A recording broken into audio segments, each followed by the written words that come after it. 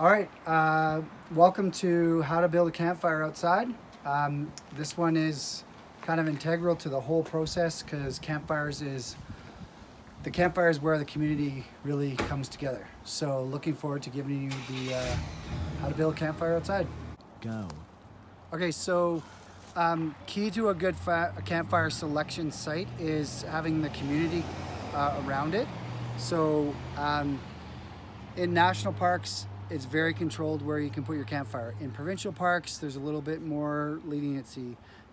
If you're just camping kind of more on your own in, I don't know, private lands, you obviously have more leniency if you got the permission. So know your local laws. Right now we're in the city of Kelowna and there's no fire ban going on as long as you have a grill on the top of your fire. But you have to, you have to know what's acceptable and where you can and cannot burn. And then also just knowing where the nearest water source is and what the wind is doing, because all of those things factor into where and when you can burn. It's just rain today, so it's like this ground is very wet. And it is, and I do have my water and my safety plan sort of ready. So also seating is something to think about, where you can get seats, and then obviously looking up so you're not burning in a space that can set fire to something aloft. Okay, let's go to what tools do you need? So a couple simple things. I have an axe. Talk about axe safety in a bit. And then this is like a fire bucket. It's got water. I've got two of them here, one with water in it.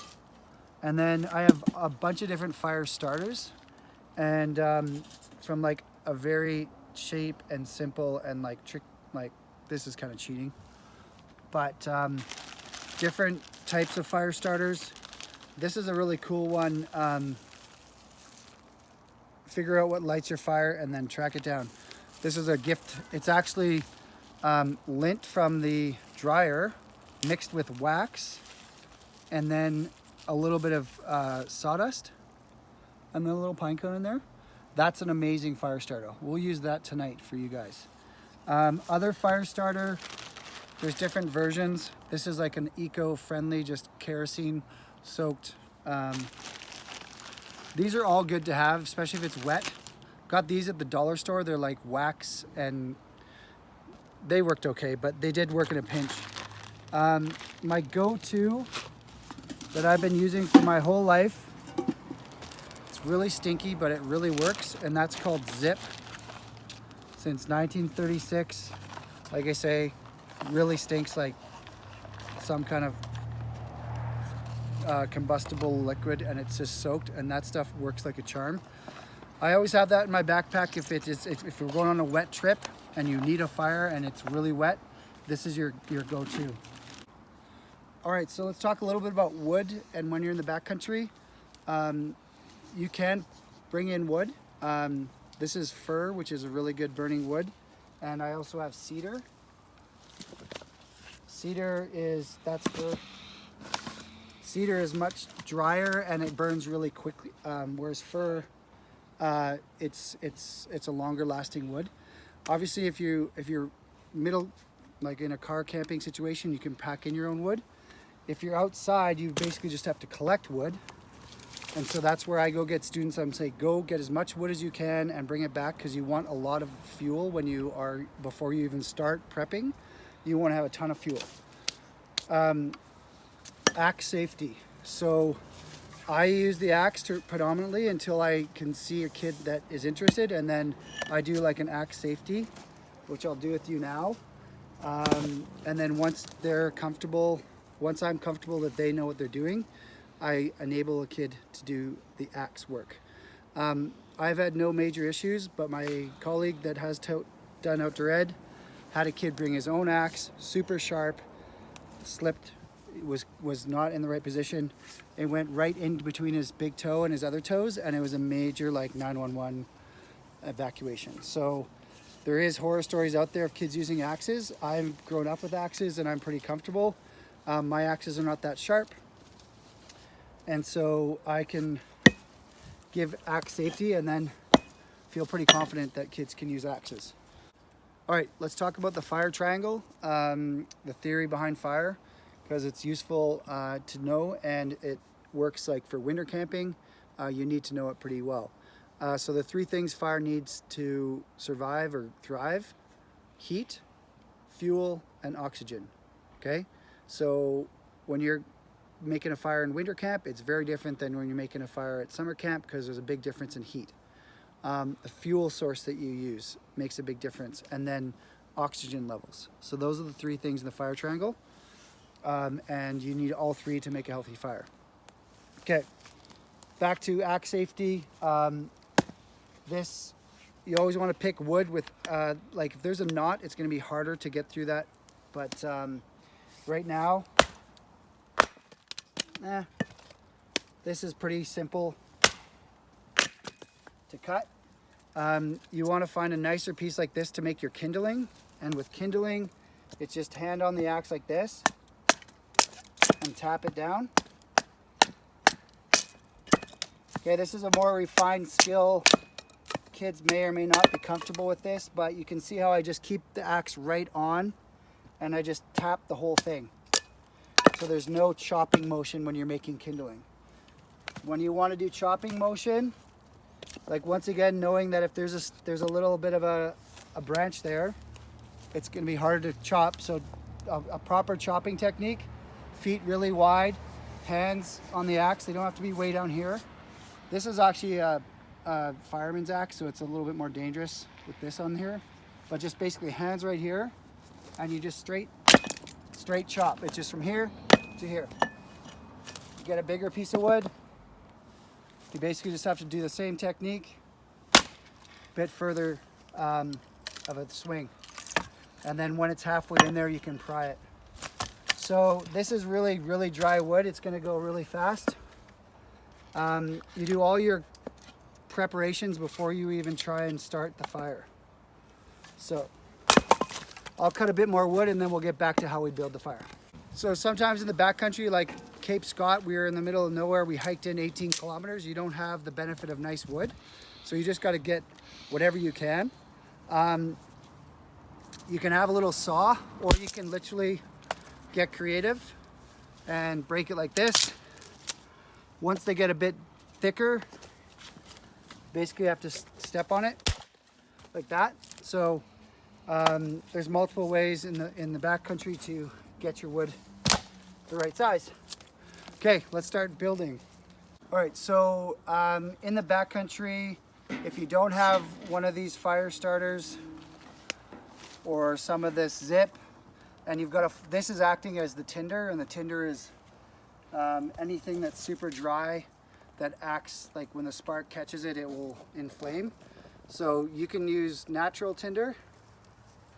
It's just rained around here, so some of these grasses won't be as dry as they should be or could be. Wax off of a tree is very good tinder as well. Anything small, anything like this that you can break up to make a tinder pile is going to be beneficial. On your wax. Okay, so that's where you build. You start building with your tinder. Okay. Grab some more little guys. Wait. Oh, you're putting the entire thing of wax in. Yeah. Okay, then you start building with smaller stuff. I like the teepee technique. You can also do the a lattice style. If it's windy, the lattice style is a little bit better because the wind can blow right through a teepee style. What's the lattice style? So lattice style is when you build like this, and you build like this, right? Now you want to build so that the fire can grow. That's the key, and you don't even start with the match until you've got stuff and the fire can grow up. So that's why I have different sort of levels of fuel in there and different sizes. That's gonna go really good. And then you go with a bigger teepee on the top, because then it can grow even higher to kind of balance them in there. Okay, so I'm just gonna build the teepee about that big so that you can sort of see what's going on. And this is a little bit wet. If the wood is wet or punky at all, you really have to know what you're doing. One exercise I like to do with my students is we actually go out and they just do a fire challenge where they gather wood, they practice, and then they've got to bring water to a boil. Okay, so let's see if we can do a one match wonder. Just grab a lighter. Need to.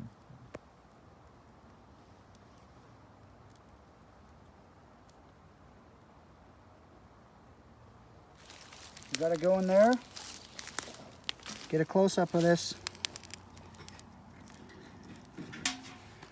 Oh, I missed. So I missed the zip, but that other little dryer ball thing caught. So we are away. Wow. We are in good nick. Now, a lot of people think, oh, look at this, I've got flame. The fire is not going until you can hear it. So you want to maintain an eye on this, and you want to keep building until you can actually hear the snap, crackle, pop. Right now this fire is tenuous. You got to really look after it until you can hear the crackle, snap, crackle, pop. Okay, you can see the wind is helping me out. If you're in a situation without much wind, extra oxygen or wind to get things going, these little sit-upons, really good for giving oxygen to that fire. I've got the benefit of wind tonight, so it's doing it for me. If you're winter camping and you have a shovel, same thing. Giving it oxygen gives it breath, and it will spark up a lot faster. These sit-upons are very useful year-round. They're really good for insulating and keeping your heat in your butt. So if you've got punkier or wetter wood like this, you can just leave it on the side and it will dry. Just being aware that, you know, you can build a raging fire if it does catch. But that's it. I'm pretty happy with the sound of that, and it's crackling away. I'm not going to build it too big tonight. And I've got to be able to put this lid on it eventually. I grew up in Joe Rich where we had fires all the time. So urban fires and fire suppression. Talk a little bit about safety. Always having something that you can douse on hand, and just being aware of where those crackles are going. If they catch Addie, don't use the flame. Yeah, if they catch dogs, she's curious. But they can catch their pant legs and burn holes through them. And what do you think, Addie? What do you think? The sweet campfire. All right, so that's pretty much how to build a campfire, and we'll talk about what to do around a campfire in the actual course, because there's some pretty awesome ways you build community around a campfire. Signing off. So long for now.